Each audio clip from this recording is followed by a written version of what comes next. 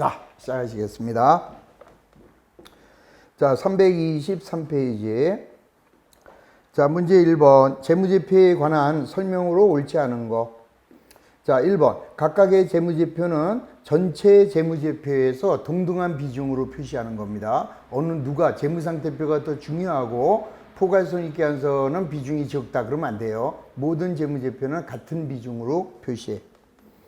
자, 그 다음에 경영진은 재무제표를 작성할 때 계속기업으로서의 존속 가능성 평가해야죠. 자, 3번. 기업은 현금 흐름의 정보를 제외하고는 자, 발생기준 회계를 사용하여 재무제표를 작성하죠. 자, 4번. 부적절한 회계 정책에 대하여 공시나 주석 또는 보충 자료를 통하여 설명하면 정당화될 수 없다 그랬습니다. 부적절한 회계 공시는 그거는 변명을 해봤자 소용이 없다 이 소리. 그래서 4번이 X. 자, 재무제표의 목적은 광범위한 정보 이용자의 경제적 의사결정에 유용한 기업의 재무상태나 재무성과, 재무상태 변동에 관한 정보를 제공하는 게 자, 재무제표죠. 자, 1번에서는 4번만 정답. 자, 2번. 재무제표 작성 원칙에 관한 설명으로 틀린 거. 1번. 자, 전체 재무제표는 적어도 1년에 한 번은 작성을 해야죠. 자, 2번. 재무제표의 표시 통화는 1,000원 단위 이상으로 표시할 수 없다. 예를 들어 100만 단위로 표시할 경우 정보가 지나치게 누락되어 이해 가능성이 훼손될 수 있다. 그건 우리 기업마다 틀린 거죠. 뭐 조그만 기업에서야 단위를 1원으로 해야지 1,000원 단위로 해도 너무 복잡하죠. 자, 그래서 삼성전자 자, 이런 큰 회사에서는 100만 원 단위로 보고할 수가 있는 거고요. 그러니까 1,000원 또는 100만 원 단위로 보고할 수 있다. 2번이 틀렸습니다. 자, 3번. 자산과 부채, 수익과 비용은 상계하지 않는 거죠. 자, 구분하여 표시하는 것을 원칙으로 한다. 그 다음에 한국재택국제회계 기준이 달리 허용하거나 요구하는 경우를 제외하고는 당기 재무제표에 보고되는 모든 금액에 대해서 전기의 비교 정보 해줘야 되겠죠. 자, 5번. 상이한 성격이나 기능을 가진 항목은 구분하여 표시합니다. 다만 중요하지 않은 항목은 성격이나 기능이 유사한 항목과 통합하여 표시할 수 있다. 그래서 자, 그 앞에 있는 내용만 자꾸 한 5번 정도 정독하시면은 간단하게 주실 수 있는 그런 이론 문제가 됩니다. 자, 3번. 자, 재무제표 표시에 관한 설명으로 틀린 거. 1번. 재무제표의 목적은 정보 이용자의 경제적 의사결정에 유용한 정보 제공하는 것이다. 맞고. 자, 2번 틀렸죠? 자, 부적절한 이 회계 정책은 변명해도 소용없다. 2번. 자, 3번. 재무제표에 인식되는 금액에는 추정이나 판단에 의한 정보도 포함이 되는 거죠. 자, 예를 들어서 감가상각합니다. 그 다음에 손실충당금, 판매부증 비율 이런 것들은 우리가 추정에 의해서 해야 되고 회계 담당자의 판단이 개입돼야 된다. 자, 단기 재무제표를 이해하는데 자, 목적 적합하다면 서술형 정보의 경우에도 비교정보 작성해야죠. 자, 재무제표의 작성 기준과 구체적인 회계 정책에 대한 정보를 제공하는 주석은 자, 재무제표의 말미에 표시해도 되고요. 아니면 별지에다가 별도로 표시할 수 있는 것이죠. 그래서 2번만 땡. 자, 4번. 옳지 않은 거. 자, 한국재택국제회계 기준이 달리 허용하거나 요구하는 경우를 제외하고는 자, 당기 재무제표에 보고되는 모든 금액에 대하여 전기 비교정보 공시합니다. 자, 한국재택국제회계 기준에서 요구하거나 허용하지 않는 한 자산과 부채, 수익과 비용 상계해서는 아니 된다. 자, 재무제표가 계속기업의 기준하에 작성되지 않은 경우에는 왜 계속기업의 작성하에서 작성되지 않았는지 그런 그 내용을 공시해 줘야죠. 자, 4번. 상이한 성격이나 기능을 가진 항목은 통합하여 표시하지만 자, 구분해서 표시해야죠. 바로 거기서 국어 실력이 나오게 되는 거예요. 자, 4번이 틀렸습니다. 상이한 서로 틀린 성격이나 기능을 가진 항목은 구분하여 표시하고 중요하지 않은 항목 또는 자, 성격이나 기능이 유사한 항목과 구분하지 않고 통합해도 된다. 거꾸로 설명을 해놨습니다. 4번이 X. 자, 계속기업의 가정이 적절한지 여부를 판단할 때 경영진은 적어도 보고기간 말로부터 향후 12개월 기간에 대하여 이용 가능한 모든 정보를 고려해야 된다. 간단하게 4번만 땡. 자, 5번 재무제표의 작성과 표시에 관한 설명으로 틀린 거. 1번 경영진은 재무제표를 작성할 때 계속기업으로서의 존속 가능성 평가해야 되고요. 자, 현금 흐름 정보를 제외하고는 발생기준 회계를 사용하여 재무제표 작성합니다. 자, 중요하지 않은 항목은 성격이나 기능이 유사한 항목과 통합해서 표시할 수 있고, 자, 재고자산에 대한 재고자산 평가 충당금을 자, 차감하여 순액으로 측정하는 것은 상계 표시에 해당하지 않는 거죠. 괜찮다 이 소리예요. 그래서 뭐 손실 충당금을 매출 채권에서 차감하는 거 이런 것들은 상계에 해당하지 않는 거다. 4번이 틀렸네요. 자, 5번 재무제표를 이해하는 데 목적 적합하다면 서술형 정보의 경우도 자, 비교 정보 나눠서 해야 된다. 오케이. 자, 6번 재무제표와 관련된 설명 중 옳은 것을 모두 골라라. 자, 현금 흐름표는 일정 회계 기간 기업의 영업활동과 투자활동, 재무활동에 관한 사항을 기록하는 것이죠. 자, 그래서 1번 기억은 맞다.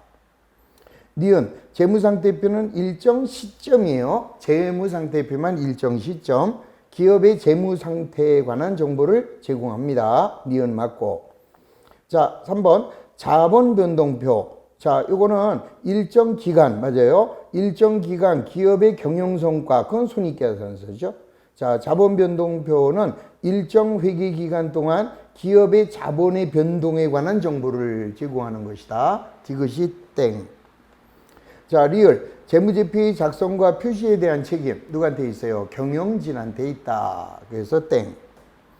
자, 포괄손익계산서에는 당기순이익에다가 기타 포괄손익을 더한 총포괄손익을 나타낸다. 맞는 얘기죠. 그래서 자, 재무제표에서 옳은 거 기억, 니은, 미음. 자, 미음번은 무슨 얘기예요? 이게 우리가 손익계산서를 작성하게 되면 이렇게 되잖아요.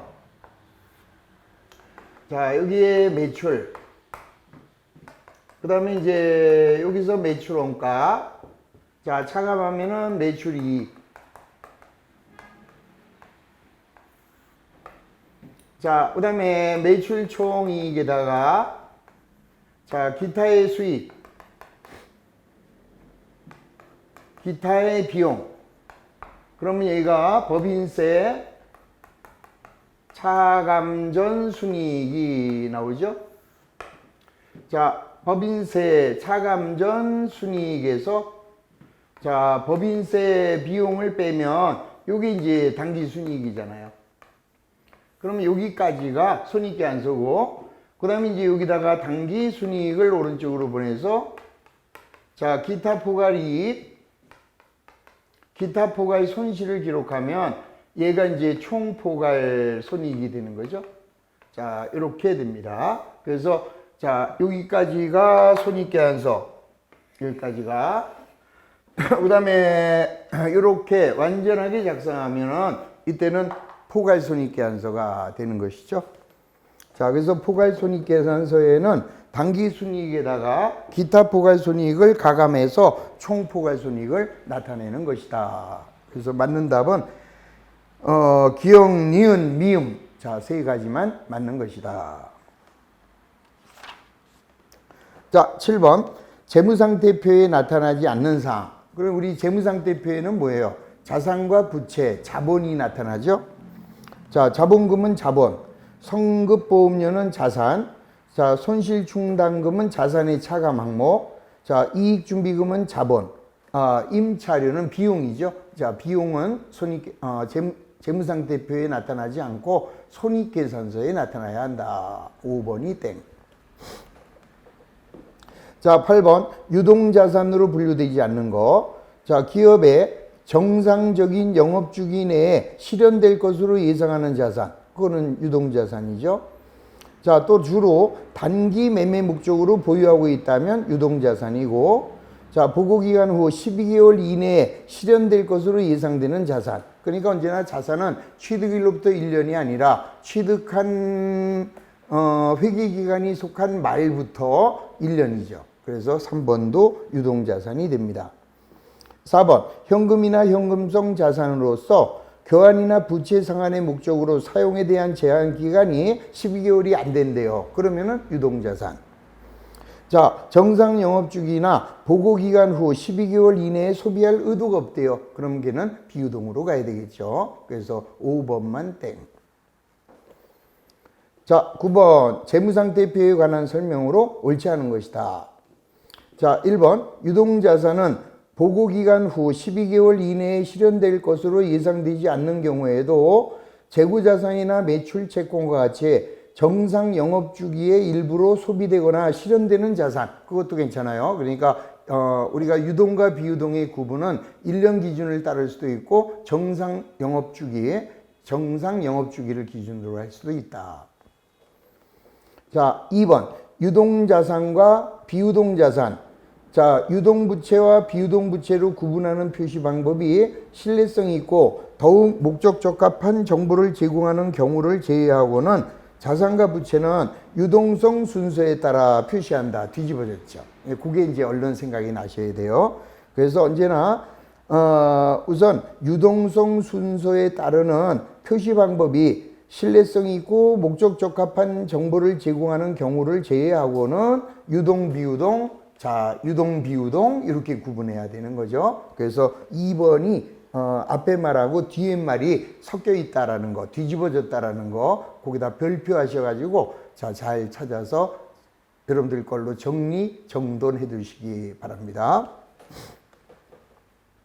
자, 3번, 기업은 재무제표에 표시된 개별 항목을 기업의 영업활동을 나타내기에 적절한 방법으로 세분류하고, 자, 그러한 추가적인 분류 내용은 재무상태표나 또는 주석으로 공시. 오케이. 자, 그 다음에 보고기간 후 재무제표 발행 승인일 전에 장기로 차입하는 약정이 체결된 경우라 하더라도 금융부채가 보고기간 1로부터 12개월 이내에 결제일이 도래한다. 그러면 유동부채죠. 오케이. 자, 한국재택국제기준은 재무상태표의 형식, 상세 계정 과목에 대해서는 언급이 없고 재무제표에 표시할 최소한의 계정 과목만 제시하죠. 자, 또한 세부 순서나 형식은 규정하지 않고 있다. 오케이. 자, 10번. 자, 주식회사 주택의 다음 자료를 바탕으로 유동자산으로 분류할 수 있는 거. 자, 1번. 정상 영업주기 내에 판매하거나 소비될 것으로 예상되는 재고자산. 그러면 유동자산입니다. 자, 주로 단기 매매 목적으로 보유하고 있다면, 자, 얘도 유동. 자, 기업의 정상 영업주기 내에 회수할 것으로 예상된대요. 그러면 유동자산. 자, 보고기간 후 12개월 이내에 회수한대요. 그러면은 유동자산. 자, 보고기간 후 12개월 이내에 만기가 도래하는 부채의 상환에 쓰도록 용도가 제한됐다. 자, 1년 이내니까 얘도 포함이 되네요. 뭐야, 안 되는 거 하나도 없네요. 이거 다 더하시면 그게 유동자산의 금액이 되는 것이다. 자, 넘어갑니다. 11번. 재무상태표에 표시되는 정보가 아닌 거. 우리가 이제 재무상태표에는 뭐가 들어가야 돼요? 자, 먼저 재무상태표라는 명칭. 자, 그 다음에 보고하는 기업, 보고기업. 그 다음에 작성일자, 그 다음에 보고단위, 그리고 자산, 부채, 자본. 요게 들어가야죠.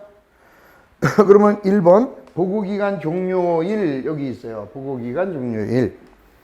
자, 그 다음에 기타 포괄손익 누계액은 자본이니까 보고합니다.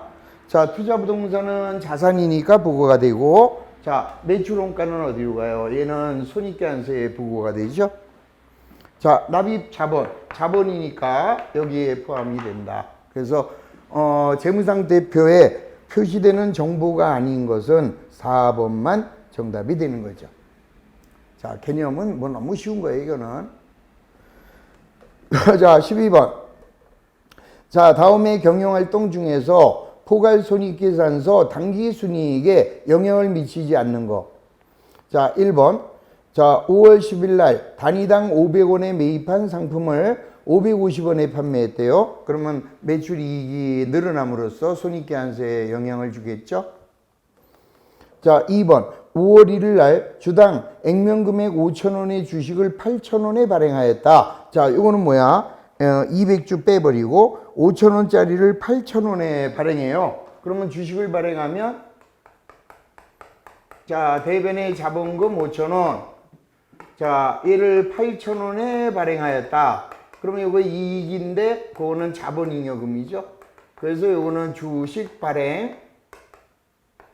자, 초과금으로 이렇게 감으로써 얘는 재무상태표에만 영향이 있고 손익계산서에는 영향을 주지 않는 것이다. 자, 2번이 당기순이익에 영향을 미치지 않습니다. 자, 3번. 은행에서 500만 원을 2년 후에 상환하기로 하고 빌렸대요. 그러면 금년도 이자가 발생하니까 이자가 발생한 만큼 당기순이익이 감소. 자, 그 다음에 200만 원에 취득한 토지를 자, 5월에 150에 처분하면 유형자산 처분 손실이라는 비용이 발생해서 당기순이익이 감소. 자, 7월 1일 날 장부 금액이 100만 원인 창고에 화재가 발생하여 자, 창고 전체가 불에 났대요. 그러면 우리는 재해 손실이라는 비용의 발생. 따라서 당기순이익의 감소. 자, 따라서 12번 당기순이익에 영향을 주지 않는 거. 그거는 2번밖에 없죠. 자, 13번. 다음 자료를 사용하여 계산한 당기순이익과 총포괄이익은 어떻게 되겠느냐. 자, 여기다가 그리면 되겠네요. 자, 우선 매출액이 얼마인가 볼까요? 자, 41만 2천 원인데 매출 할인이 6천 원 나왔습니다. 그러면은 매출액은 40만 6천 원. 자, 매출 원가는 어떻게 구해요? 기초에다가 기초 4만 1천 원 플러스 매입 19만 6천 원 마이너스 기말 3만 1천 원. 그러면은 자, 매출 원가는 20만 6천 원. 그러면은 매출이익은 20. 자, 매출이익이 20. 그 다음에 이제 기타 수익이 들어가야죠. 자, 기타 수익은 얼마? 15,000원. 자, 그 다음에 비용. 자, 비용에는 뭐 있어요? 물류비와 관리비. 자, 물류비와 관리비가 10만원. 자, 다른 건 없네요. 그러면 21만 5천 원에서 10만 원. 그러면 11만 5천 원. 자, 그러면 세전이익이 11만 5천 원이면 자, 여기서 법인세가 30%래요. 그러면 34,500원. 자, 그러면 당기순이익은 자, 85,500원이네요. 자, 85,500원에서 자, 여기에 자, 기타 포괄손익 금융자산의 평가이익이 만원. 그러면 요거에 대해서도 법인세를 3,000원을 부담해야죠. 자, 다른 기타 포괄손익 항목은 없어요. 그러면 95,500원에서 자, 3,000원 빼면은 77,500원인가? 아닌가? 다시 계산. 자, 85,500원. 자, 플러스 만원. 마이너스 3,000원. 그러면 87,500원이 되네요. 그래서 당기순이익은 81,500원하고 그 다음에 총포괄이익은 87,500원이 된다. 이렇게 해서 요 포괄손익계산서만 잘 그려주시면은 쉽게 해결이 되는 것이다.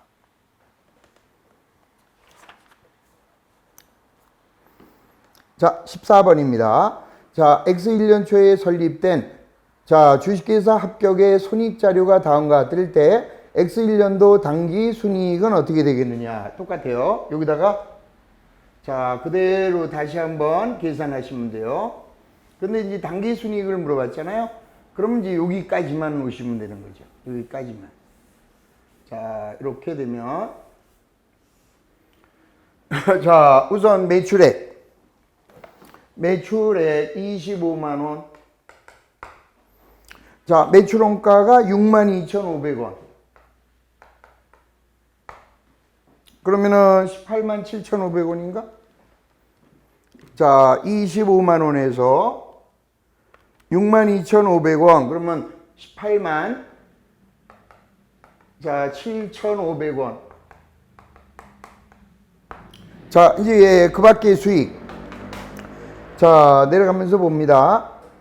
자, 수익. 임대 수익이 있네요. 자, 임대 수익이 12,500원. 자, 그 다음에 이제 기타의 비용에 단기 손익, 공정가치 측정 금융자산 평가 손실은 단기 비용이죠, 그게. 그래서 여기에 옵니다. 25,000원. 그 다음에 유형자산의 감가상각비 12,500원. 유형자산의 감가상각비. 그 다음에 이자 비용이 12,500원. 그러면은 바로 여기까지가 이제 세전 순이익이에요. 그러면은 18만 7,500원 플러스 12,500원에서 자, 5만 원이네요. 5만 원 빼면은 자, 15만 원이 법인세 차감 전 순이익. 자, 여기에 법인세는 얼마라고 그랬어요? 아무 말이 없네요. 그러면은 단기 순이익은 15만 원이 되는 거다. 자, 만약에 총 포괄 손익을 물어보면 자, 단기 순이익 15만 원에다가 자, 기타 포괄 손익. 자, 유형 자산의 재평가 잉여금이 기타 포괄이죠. 자, 그다음에 기타 포괄 손익 공정가치 측정 금융자산 평가 손실이 여기로 옵니다. 12,500원이. 그러면 요게 총 포괄 손익 이렇게 계산하시면 되는데 자, 이 문제에서는 요 단기 순이익을 물어봤으므로 자, 간단하게 답이 나왔습니다. 자, 15번. 제조기업인 주식회사 한국의 X1년도 자료를 이용하여 영업손익을 계산하라. 자, 이것도 자, 이제 영업손익을 물어볼 때는 조금 틀립니다, 이게. 자, 우선 먼저 매출에서 자, 매출 원가를 빼면 자, 얘가 매출 총이익이고 자, 여기 매출 총이익에서 판매 관리비만 차감해야 돼요. 판매 관리비만. 그러면 요게 영업이익이에요. 그러면 여기는 들어가는 거 없어요. 여기는 이게 다 들어가서 법인세 차감 전 순이익이 나오지만 만약에 영업이익을 구하라 이렇게 나올 때에는 여기 수익은 매출 총이익밖에 없고 야, 이제 여기 판매 관리비가 들어가는데 판매 관리비는 여비세료 이렇게 들어가면 돼요. 그래서 여기서 말하는 여비세료란 여자로 끝나는 거. 계정 과목 비용 중에서 여로 끝나는 거, 급여, 퇴직급여 이런 거. 그 다음에 무슨 비로 끝나는 거. 이건 많죠. 뭐 소모품비, 수도강렬비, 감가상각비, 대손상각비 여러 가지. 그 다음에 세금과 공과, 그 다음에 무슨 료, 보험료, 임차료, 수수료 이런 것들이 들어갑니다. 다만 이제 비자 중에서 하나 안 되는 거 있어요. 자, 기타의 대손상각비. 자, 요거는 뭐예요? 대여금이나 대여금이나 미수금을 못 받을 때 그거는 영업하고 관련이 없기 때문에 기타의 대손상각비가 되고 그거는 영업 외 비용으로 들어가게 돼요. 근데 이렇게 나오겠어요? 자, 우선 매출액이 10만 원입니다. 그 다음에 매출 원가는 거기 7만 원이라고 그랬으니까 매출 총이익은 3만 원. 자, 그 다음에 이제 여비세료만 골라보세요. 자, 종업원 급여 5,000원, 광고 선전비 5,000원, 감가상각비 10,000원. 그것밖에 없어요. 이자 비용 안 들어갑니다. 자, 그러면은 10,000원하고 20,000원하고 그러면은 자, 이렇게 2만 원을 빼면 영업이익은 10,000원만 나오게 되는 거죠. 그래서 1번 영업이익은 10,000원 이렇게 계산하시면 된다. 자, 16번 포괄 손익계산서에 표시될 수 없는 거. 자, 이거는 손익계산서니까 수익하고 비용만 손익계산서에 가잖아요. 그러면 자산이나 부채나 자본을 찾아주면 된다. 자, 우선 영업이익은 손익계산서에 들어가고 지분법 손실, 중단영업 손실, 법인세 비용 다 비용이에요. 그런데 5번 선수수익. 자, 수익을 먼저 받았대. 그러면 부채죠. 그래서 걔는 재무상태표에 가야지 손익계산서에 올 수 없다. 5번이 정답. 자, 17번 다음의 항목 중에서 성격별 포괄 손익계산서와 기능별 포괄 손익계산서에 공통으로 나타나지 않는 거 매출원가죠. 자, 매출원가는 자, 어디에서 나타나요? 기능별 손익계산서를 작성할 때는 반드시 매출원가를 별도 표시하지만 성격별로 표시할 때는 매출원가가 따로 표시되지 않는 것이죠. 자, 그래서 기억만 틀렸다라는 것을 알 수 있습니다. 자, 다음에는 이제 18번이에요. 당기손익에 포함된 비용을 성격별로 표시하는 항목으로 옳지 않은 거. 자, 성격별로 표시할 때는 매출원가 안 들어간다 그랬잖아요. 기능별로 보고할 때는 매출원가가 별도 표시되지만 성격별로 표시할 때는 자, 매출원가가 별도 표시되지 않는다. 4번이 정답. 자, 19번 비용의 성격별 분류와 기능별 분류에 대한 설명으로 옳은 것을 찾아라. 틀린 걸 찾는 게 오히려 쉬워요, 우리 시험 문제에는. 근데 옳은 거를 찾아라 그러면 많이 헷갈리잖아요.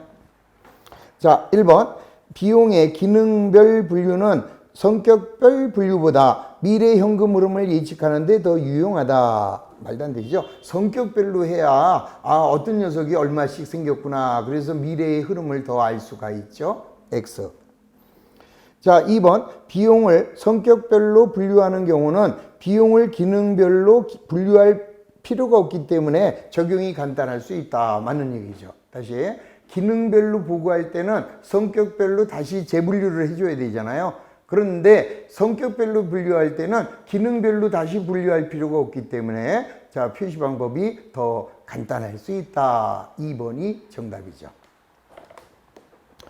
자, 3번 비용의 성격별 분류는 기능별 분류보다 비용을 배분하는 데 자율성과 상당한 정도의 판단이 개입된다. 틀렸잖아요.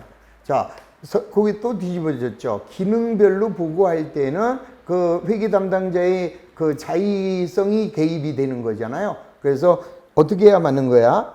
비용의 기능별 분류는 성격별 분류보다 비용을 배분하는데 이렇게 바꿔줘야 그래야 맞는 답이죠. 그래서 3번도 틀렸습니다. 자, 4번 비용의 성격별 분류는 기능별 분류보다 재무제표 이용자에게 더욱 목적 적합한 정보를 제공할 수 있다. 반대죠, 그것도. 자, 그래서 기능별 분류보다 성격별 분류가 이렇게 바꿔줘야만 된다. 자, 5번 매출원가 계정은 비용을 성격별로가 아니라 기능별로 분류할 때 매출원가가 등장한다 이랬죠. 자, 그래서 옳은 것은 2번만 정답. 자, 20번 재무제표의 표시 중에서 포괄손익계산서에 대한 설명으로 틀린 것이다. 자, 1번 기타 포괄손익 항목과 관련한 법인세 비용 금액은 자, 포괄손익계산서의 주석으로 공시해 줘야 되잖아요. 아까 여러분들 여기 기타 포괄에 대한 당기순위 이 법인세 비용 계상된 거 여기 표시가 안 되죠. 따라서 주석으로 표시를 해줘야 된다 이 소리예요. 자, 1번이 바로 틀렸습니다. 자, 2, 3, 4, 5는 그대로 읽어보시면 되겠고요. 자, 21번 틀린 거. 자, 비용을 기능별로 분류하는 경우 자, 감가상각비, 기타상각비, 종업원 급여 비용을 포함하여 성격에 대한 추가 정보 보고하는 거 기억하시죠? 기능별로 보고할 때는 자, 그 기능에 대한 성격별로 분류를 해줘요. 자, 물류관리비 얼마 이렇게 보고하잖아요. 그럼 물류관리비에는 어떤 것들이 있는지 성격별로 다시 재분류해줘라 이 소리잖아요. 자, 2번 포괄손익계산서 본문에 자, 영업이익 표시를 하고 자, 비용은 성격별 또는 기능별 분류 방법 중에서 신뢰성 있고 목적 적합한 정보를 제공할 수 있는 방법을 적용하여 자, 당기손익으로 인식한 비용의 분석 내용을 표시하고 자, 수익과 비용 어느 항목도 포괄손익계산서의 특별손익으로 구분하여 표시할 수는 없으나 주석 안 돼요. 주석도 안 됩니다. 어떤 경우든 특별 항목은 인정되지 않아요. 따라서 본문에도 특별손익이 나타나서는 안 되고 주석에도 특별손익은 나타나지 않는다. 4번이 땡.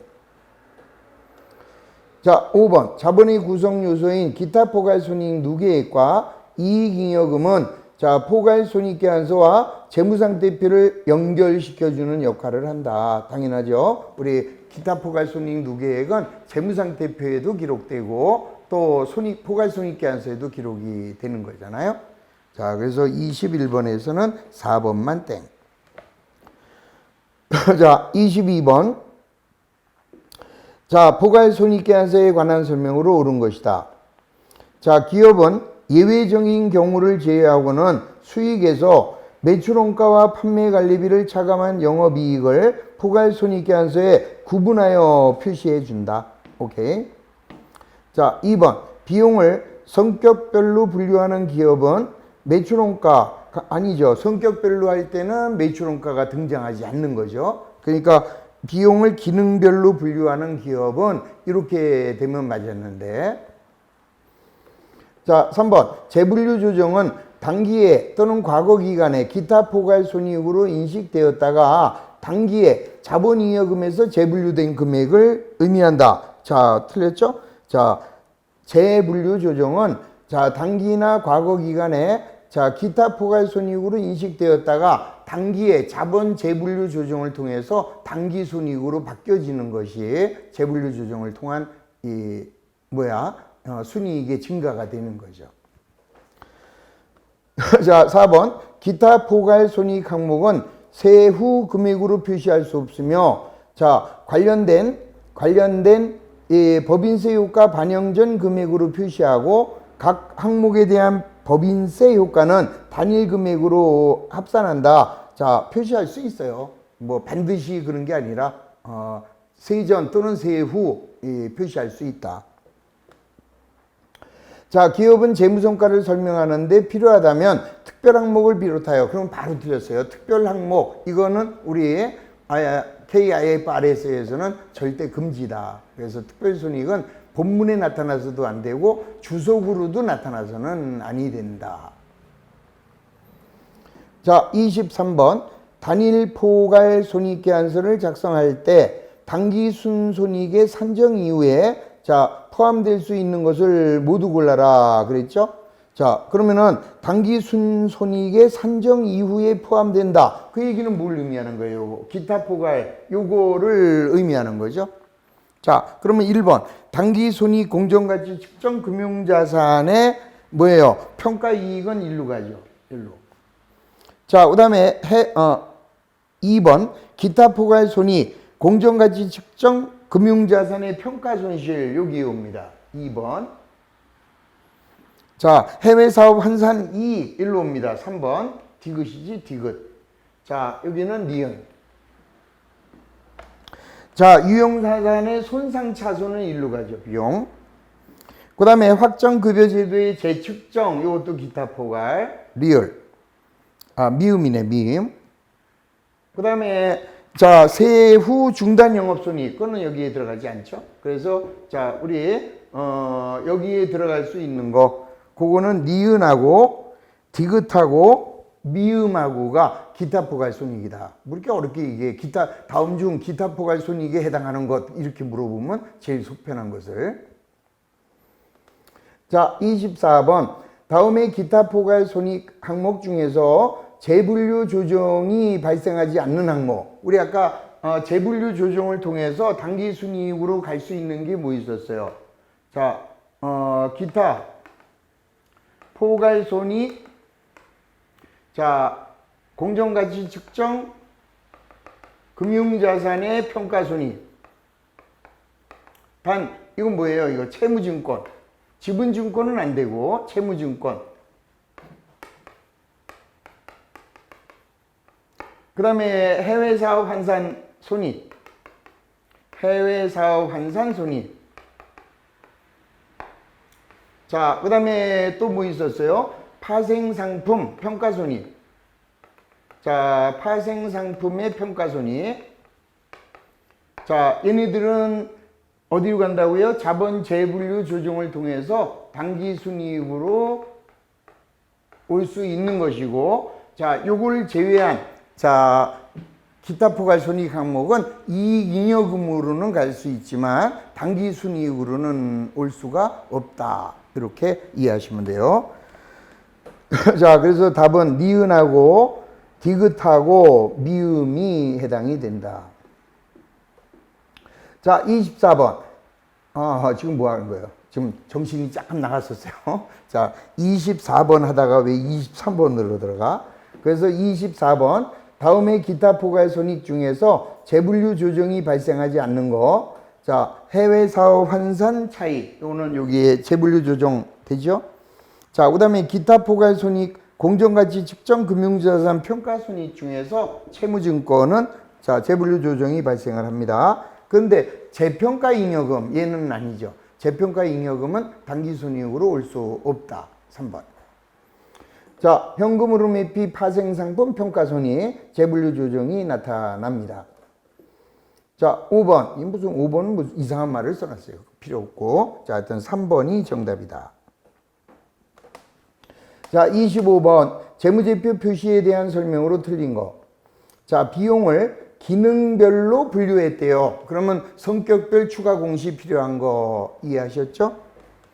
자, 부적절한 회계 정책은 이에 대한 공시나 주소, 보충 자료를 통하여 설명하더라도 정당화될 수 없다.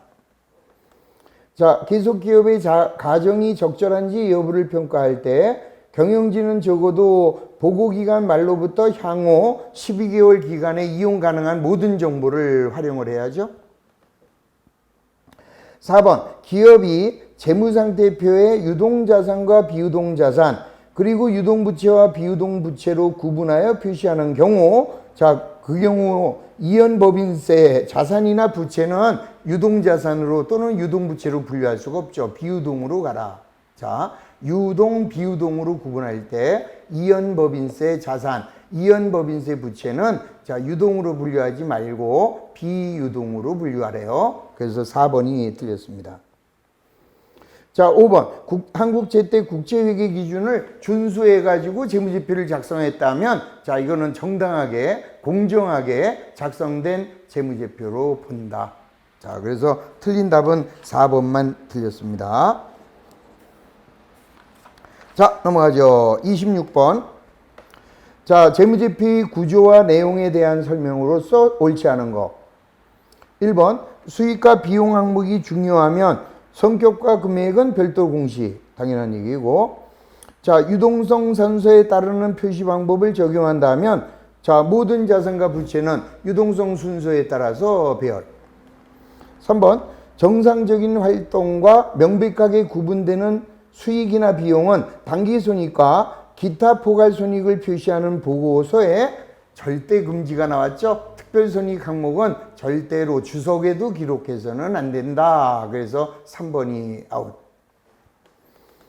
4번, 중요한 정보가 누락되지 않는다면 재무제표의 표시 단위를 1,000원 단위 또는 100만원 단위로 표시할 수 있고, 자, 위에다가 금액 단위를 공시를 해야 된다. 자, 그 얘기가 이 얘기잖아요.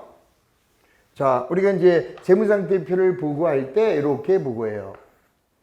이렇게 보고하고, 자, 2021년 12월 31일. 자, 그 다음에 보고 단위는 여기가 100만 원이다. 이제 이렇게 기록이 되면, 자, 여기 이제 현금이 얼마 있느냐? 362284 이렇게 나왔어요. 그러면 요게 100만 원이다 이 소리잖아요. 그러면 100만, 1000만, 억, 10억, 100억, 1000억이죠. 그래서 3622억 8400만 원 이렇게 읽을 수 있도록 여기에 이제 보고 단위가 반드시 표시돼야 된다. 그 얘기를 하고 있는 거죠. 자, 그래서 4번도 맞고. 자, 비용의 성격별 또는 기능별 분류 방법 중에서 신뢰성 있고 자, 목적 적합한 정보를 제공할 수 있는 방법을 적용하여 단기 손익으로 인식한 비용의 분석 내역 표시. 오케이. 자, 그래서 26번에서 틀린 답은 3번만 틀린 것을 알 수 있습니다. 자, 27번 재무제표 표시에 관한 설명으로 옳은 거. 1번 유동과 비유동을 구분하여 표시하는 경우 이연법인세 자산은 유동자산 분류하면 안 되죠. 비유동으로 가라. 2번 비용을 성격별로 분류하는 경우에 적어도 매출원가를 다른 비용과 틀렸죠? 기능별로 보고할 때 자, 매출원가를 따로 공시죠. 3번 경영진은 재무제표를 작성할 때 계속 기업으로서의 존속 가능성을 평가하여서 작성. 3번이 정답. 4번 자, 한국재택국제회계 기준에서 별도로 허용하지 않는 한 중요하지 않은 항목이라도 유사한 항목과 통합하여 표시해서는 안 된다 할 수 있죠? 자, 중요하지 않다면 그와 유사한 항목에 포함하여 표시할 수 있습니다.